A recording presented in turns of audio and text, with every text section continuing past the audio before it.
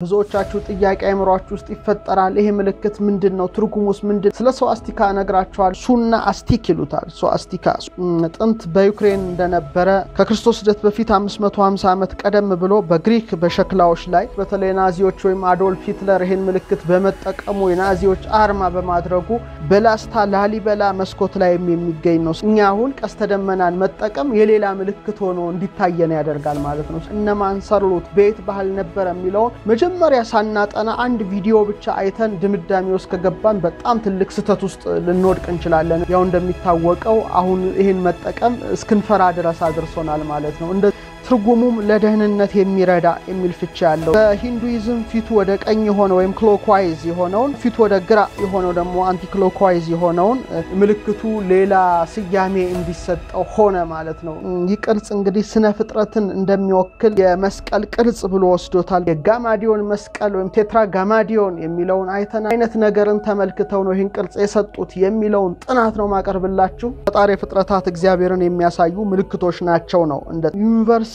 በመልክትነት ይወክላል ነው ምክንያቱ ደግሞ ፌሳንት የተባለች ወፍ የጣቶቿን ዱካ ስለሚመስል ነው የዛሬ 7000 ዓመት ማለት ነው ምስጢሩ ምን ይሆን ወደፊት እናየዋለን ብዙዎቻችሁ ጥያቄ አይምሯችሁ ውስጥ ይፈጠራል ይሄ ምልክት ምንድነው ትርጉሙስ ምንድነው ምስጢሩስ ምንድነው የሚል አልፎ ተርፎ ደግሞ በላሊበላ ውቅር አብያተ ክርስቲያናት ውስጥም ይሄ የስዋስቲካ መስቀል ቅርጽ ይገኛልና ምንድነው ትርጉሙ ምንድነው ንባቡ ምስጢሩስ ምንድነው የሚለው ነው በዛሬው ዕለት የምንወያየው እንደሚታወቀው በርካታ ፊደላት አሉ በርካታ ምልክቶች አሉ በርካታ ቁጥሮች አሉ እነዚህ ሁሉ የራሳቸው የሆነ ትርጉም አላቸው ፊደል ዝም ብሎ አይቀረጽም ምልክት ዝም ብሎ አይቀረጽም ቁጥሮች ዝም ብሎ አይቀመጡምና እያንዳንዱ ቁጥር እያንዳንዱ ፊደል እያንዳንዱ ምልክት የራሱ የሆነ ፍቺ ትርጓሜ አለው ከምልክቱ ጀርባ ደግሞ የሚያስተላልፈው ረቂቅ ምስጢር አለና በመድራችን ላይ ካሉት በጣም ብዙ ምልክቶች መካከል ታዋቂው የስዋስቲካ መስቀል ነውና ስለ ስዋስቲካ ነግራችኋለሁ ቆይታችሁ ከኔ ጋር ይሁን ስለነዚህ ምልክት አንድ የተጻፈ ነገር ወይም አንድ ቪዲዮ አይቶ ድምዳሜውስ መግባት ይገባል የሚል እምነት የለኝም ፊሎሎጂስት መሆን ያስፈልጋል መቼ ነበረ እነማን ተጠቀሙበት በተለያዩ ብዙ ባህሎች በስፋት እንዴት ተገለጠ ቅርጹ ምን ያመለክታል ስያሜውስ ምን ይገልጣል ማለት ይገባል እንጂ አንድ ቪዲዮ ብቻ አይቶ ዩቲዩብ ቪዲዮ አይቶ ብቻ ይሄ ነው ብሎ መደምደም አላዋቂነት እንጂ አዋቂነት አይደለምና በተለያዩ ባህሎች በተለያዩ ሀገራት በተለያዩ ምሁራን እንዴት ተገለጠ እንዴትስ ተመሰጠረ የሚለው ነው በዛሬው ዕለት የምናየው እንግዲህ ስዋስቲካን ስናይ የምልክት ጥንት በዩክሬን እንደነበረ ጥናቶች ይጠቁማሉ እንደውም አስቀድሞ የነበረው እዚህ ሀገር ነው የሚል ድምዳሜ የተደረሰበት አጋጣሚ አይቻለው 7000 ዓመት ያሳለፈ ደግሞ በኢራን ተራራዎች በሚገኘው ላክማዛር በሚባል የድንጋይ ግድግዳ ላይ ይሄ የስዋስቲካ መስቀል ቅርጽ ተገኝቷል አስቡት የዛሬ 7000 ዓመት ማለት ነው ምስጢሩ ምን ይሆን ወደፊት እናየዋለን ሌላው በሚገርም መልኩ የዛሬ 6000 ዓመት በቡልጋሪያ የሴራሚክ ሸክላ ላይ እንደገና የዚህ ቅርጽ የተጠላለፈ መስቀል መሳይ ቅርጽ ተገኘ የዛሬ 6000 ዓመት ማለት ነው እንደገና ቅድመ ልደተ ክርስቶስ 4000 ዓመት በመካከለኛው መስጴጦሚያ በምዕራብ ኢራን በተለይ በሱሳ በሸክላ ላይ ተቀርጾ የምልክት ተገኝቷል ስለዚህ በጣም ጥንታዊ ምልክት እንደሆነ ክቡራን ተመልካቾቻችን ልታውቁ ልትረዱ ይገባል የሚል እምነት አለኝ እንግዲህ በዚህም አላበቃም ቀጥሎ ቅድመ ልደተ ክርስቶስ BCE ማለት ነው ቢፎር ክራይስት 2500 እስከ 1700 በሸክላዎች ላይ በተለይ በሃርፓን ስልጣኔ ወይም የኢንዱስ ስልጣኔ በሚባል ጊዜ በማህተሞች ላይ እንደነበረ ጥናቶች ይጠቁማሉ ከክርስቶስ ልደት በኋላ ደግሞ ከህንድ ወደ ምዕራብ ከህንድ በምዕራብ እስያ ወደ አውሮፓ እንደመጣ አንዳንዶች ጥናቶች ይጠቁማሉ በተለይ ቅድመ ልደተ ክርስቶስን በመናይበት ጊዜ 3000 ዘመን በክሬቴ ይሄ ቅርጽ ተገኝቷል ከክርስቶስ ልደት በፊት 550 ዓመት ቀደም ብሎ በግሪክ በሸክላዎች ላይ በ760 800 ዓመት ቀደም ብሎ 400 ዓመት ቀደም ብሎ በተለይ በሸክላዎች ላይ ግሪክ ውስጥ በስፋት ተገኝቷል። እንግዲህ ጥናቶች ይሄን ነው የሚያሳዩት። በሳንቲሞች ላይ በግሪኮች በጣሊያን በስካንዲኔቪያ ከክርስቶስ ልደት በፊት ሁሉ በሳንቲሞች ላይ ይሄ ምልክት ይቀረጽ እንደነበረ ጥናቶች ይጠቁማሉ። በተለይ በምዕራብ እስያ በኢንዱስ ሸለቆ በመስጴጦሚያ ይሄ ምልክት በጣም ተስፋፍቶ ነበረ። ወድህረ ልደተ ክርስቶስ ደግሞ ከክርስቶስ ልደት ወዲህ ስናይ በዴንማርክ እናየዋለን ይሄን ምልክት፣ በጋና ይታያል፣ በአየርላንድ አለ፣ በላስታ ላሊበላ መስኮት ላይ የሚገኝ ነው። ስለዚህ በጣም ብዙ ሺህ ዓመታት ያሳለፈ ምልክት እንደሆነ በዚሁ ሁሉ መረዳት ይገባል የሚል እምነት አለ። ሆኖም ግን ጀርመኖች በተለይ ናዚዎች ወይም አዶልፍ ሂትለር ይሄን ምልክት በመጠቀሙ የናዚዎች አርማ በማድረጉ ምልክቱ ሌላ ስያሜ እንዲሰጠው ሆነ ማለት ነው። እንግዲህ አንዳንዴ ከስር ጀምሮ ላላጠና ሰው፣ ላልመረመረ ሰው፣ ላላወቀ ሰው የአምባገነኖች ምልክት ሆኖ ሊያዩ ይችላል። ለምሳሌ ቀስተ ደመና ማንሳት እንችላለን። ክቡራን ተመልካቾቻችን ቀስተ ደመና እግዚአብሔር ለኖህ የሰጠው ትልቅ ምልክት ነው። በኋላ ግን ሌሎች ሰዎች ይሄን ምልክት ሲጠቀሙበት እኛ አሁን ቀስተ ደመናን መጠቀም የሌላ ምልክት ሆኖ እንዲታየን ያደርጋል ማለት ነው። ስለዚህ አቢዩስ ተደርጓል ምልክቱ ነው የሚባለው።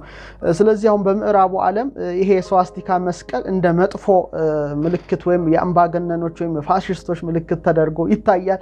በምስራቁ ግን አይደለም። ስለዚህ ክቡራን ተመልካቾቻችን አንድን ምስል ወይም አንድን ምልክት ስናይ መቼ ነበር ያ ምልክት፣ እንዴት ተሰራ፣ እነማን ሰሩት፣ በየት ባህል ነበር የሚለውን መጀመሪያ ሳናጠና አንድ ቪዲዮ ብቻ አይተን ድምዳሜ ውስጥ ከገባን በጣም ትልቅ ስህተት ውስጥ ልንወድቅ እንችላለንና በጣም መጠንቀቅ ያስፈልጋል።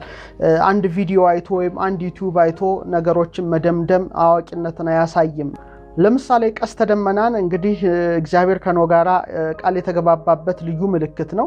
ይህ ምልክት ለሰው ልጆች ሁሉ የተሰጠ ታላቅ የምህረት ምልክት ነው። ነገር ግን አሁን ግብረ ሰዶማውያን ይህን ምልክት በመውሰዳቸው ምክንያት ያው እንደሚታወቀው አሁን ይህን መጠቀም እስክንፈራ ድረስ አድርሶናል ማለት ነው። እንደዚህ እየጣልን ነው የምንሄደው ብዙዎችን ነገሮች የሚል እምነት አለ። ለምሳሌ ከዋክብትን መመርመር የበለጠ እግዚአብሔር እንድናውቅ ያደርገናል። ምክንያቱም እያንዳንዱ ኮከብ የራሱ የሆነ ምስጢር መንፈሳዊ ምስጢር አለው ማዛሮት ላይ በዝርዝር እንደተጠቀስኩት። ስለዚህ ያንን መመርመር ያንን ማወቅ የበለጠ ወደ እግዚአብሔር ስለሚያቀርብ ሰይጣን ደግሞ ተንኮለኛ ነው፣ ሌላ ስያሜ የሰጠውና ሰው ያንን እንዳይመረምር ያደርጋልና በቀስተ ደመናም የሆነው በስዋስቲካም የሆነው ይሄ ነው የሚል እምነት አለኝ ክቡራን ተመልካቾቻችን። ስለዚህ ነገሮችን ሰፋ አድርገን መመርመር እንደሚገባን በዚሁ አጋጣሚ መጠቆም እፈልጋለሁ። ስለዚህ አንድ ነገር ከመንቀፍ በፊት መረጋጋት ያስፈልጋል የሚል እምነት አለ። ለማንኛውም ግን አብዛኛው ዓለማችን ህዝብ ይህን ቅርጽ ስዋስቲካ ይሉታል። እንግዲህ ቃሉ የሳንስክሪት ነው፣ ጥንታዊ ቋንቋ ሲሆን ትርጉሙም ለደህንነት የሚረዳ የሚል ፍቺ ያለው በተለይ ከህንዶች የተወሰደ ስም እንደሆነ ነው አጥኞች የሚጠቁሙት። ትርጉሙም መልካም ደህንነት ነው እንደማለት ነው፣ ወይም እንደ ቃለ በረከት ማየት ትችላላችሁ። ለምሳሌ ተስፋ መልካም ነገር ይሁን እንደማለት ነው። ሱና አስቲክ ይሉታል። ስዋስቲካ ሱና አስቲክ ይሉታል። በተለይ በሪግቬዳ ያጁርቬዳ ሜት በተባሉ ጥንታዊ ጽሁፎች ላይ ስዊስቲ ቫቸነም ይላል። እንደ ቃለ በረከት ነው እንግዲህ ህንዶች የተጠቀሙበት ይህንን መስቀል ቅርጽ የሆነ ምልክት ማለት ነው። እንግዲህ በሂንዱይዝም ፊቱ ወደ ቀኝ የሆነ ወይም ክሎክዋይዝ የሆነውን ነው ስዋስቲካ የሚሉት በእነርሱ። እንግዲህ ይሄ ማለት ፀሐይ ማለት ነው፣ መበልጸግ ማለት ነው። መልካም እድልን የሚወክሉበት ምልክት አድርገው ይይዙት ነበረ ከክርስቶስ ልደት በፊት ጀምሮ ማለት ነው። ደግሞ ፊት ወደ ግራ የሆነው ደግሞ አንቲክሎክዋይዝ የሆነውን ሳውስቲካ ቢሉት ነበር። በተለይ ምሽትን ይወክሉበታል። ያንን ፀሐይንን ምሽት በመወከል ይጠቀሙበት ነበረ። ይሄም እንግዲህ ጥናቶች ያሳያሉ ማለት ነው። ሌሎቹ እንግዲህ በተለይ ከ1886 ከ1951 የነበረው የሜታፊዚክስ ተመራማሪ በተለይ በዓለም ዙሪያ ያሉ የተለያዩ ምልክቶችን ያጠና የነበረው ፈረንሳዊው ሬኔ ጉዌኖን ይህ ምልክት እንግዲህ የመስቀል ቅርጽ ብሎ ወስዶታል። በተለይ ቴትራጋማዲዮን የሚል ክሮስ ጋማዲዮን ማለት ነው፣ ወይም ክራክስ ጋማታ ይሉታል። እንግዲህ የጋማዲዮን መስቀል ብሎ ነው የወሰደው። ምክንያቱም የቅርጹ ጫፍ እንደምታዩት ስክሪኑ ላይ ሶስተኛውን የግሪክ ፊደል ጋማን ስለሚመስል በአራት የጋማ ፊደል የሚሰራ ነውና የጋማዲዮን መስቀል ነው ያለው። አልፋ ቢታ ጋማ ቅርጽን ይሰራል። አራት ጋማን ብታጠላልፉ ይሄንን ቅርጽ ይሰራልና የጋማዲዮን መስቀል ይሉታል። ጀርመኖች ደግሞ ሃከን ክሩዝ ወይም ሁክድ ክሮስ ወይም የታጠፈ መስቀል፣ ማዕዘናዊ መስቀል፣ ቆልማማ መስቀል እንደማለት ነው ብለው ወስደውታል። ይሄ በጣም ይገርማል። ሌላው ይህ ደግሞ የግዕዝ 7 ቁጥርን የተጠላለፈ 7 ቁጥርን ይመስላል። እሱንም በኋላ እንመጣበታለን። ክቡራን ተመልካቾቻችን እንግዲህ ይሄን ምልክት የተለያዩ ሀገራት በተለያዩ ጊዜ ከክርስቶስ ልደት በፊት ጀምሮ እስካሁን ድረስ ተጠቅመውበታል። በርካታ ተመራማሪዎችም በስፋት አጥንተውታል። ከተመራማሪዎች መካከል ይቅርጽ እንግዲህ ስነ ፍጥረትን እንደሚወክል የጻፉ በጣም ብዙዎች አሉ። በተለይ ከሶላር ሲስተም ጋር አያይዘው ከፀሐይ፣ ከጨረቃ፣ ከከዋክብት፣ ከኮንስተሌሽን ከህብራተ ከዋክብት ጋር ከነፋሳት ጋር አያይዘው ያጠኑት የመረመሩ በጣም በርካቶች አሉ ክቡራን ተመልካቾቻችን። ስለዚህ እነዚህን ጥናቶች እኔ ነግራችኋለሁ። እናንተ ግን የተሻለ የምትሉትን መርምራችሁ እንድትይዙ በዚህ አጋጣሚ መልእክቴን አስተላልፋለሁ። እስቲ የመጀመሪያው እንግዲህ የጋማዲዮን መስቀል ወይም ቴትራጋማዲዮን የሚለውን አይተናል። አሁን ደግሞ ከስነ ፍጥረት አንፃር ምን ትርጉም ይሰጣል? ጥንታውያን ህዝቦችስ ይሄንን ነገር እንዴት ተጠቀሙበት? ለምን ተጠቀሙበት? ምን አይነት ነገርን ተመልክተው ነው ይሄን ቅርጽ የሰጡት የሚለውን ጥናት ነው ማቀርብላችሁ። ቅድም የጠቀስኩት እንግዲህ ፈረንሳዩ ሬኔ ጉዌኔን ቴትራጋማዲዮን ከማለት ባለፈ ደግሞ ስዋስቲካ የሚወክለው የሰሜን ዋልታንና ከማይከል አንፃር ያለን የመሽከርከር እንቅስቃሴ ወይም ደግሞ በጊዜ ሂደት የማይቀየረውን ዋልታን ነው። ምናልባት በሁለተኛነት ከሰሜን ዋልታ የተንጸባረቀች የምትመስለውን ፀሐይን ይወክላል የሚል ትርጉም ነው የሰጠው። እንደምታዩት የሚሽከረከር ነገር ነው የሚመስለው። ከማይከል አንፃር ስታዩት የሚሽከረከር ነገር ነው ቅርጹ የሚመስለውና ይሄ ደግሞ የመሽከርከር እንቅስቃሴ ዑደትን የሚያመለክት ነው፣ ዋልታን የሚያመለክት ነው የሚል ትርጉም ነበረ ይሄ ሬኔ ጉኖን የሰጠው። በሁለተኛው ትርጉሙ ፀሐይን ነው የሚወክለው ነው የሚለው።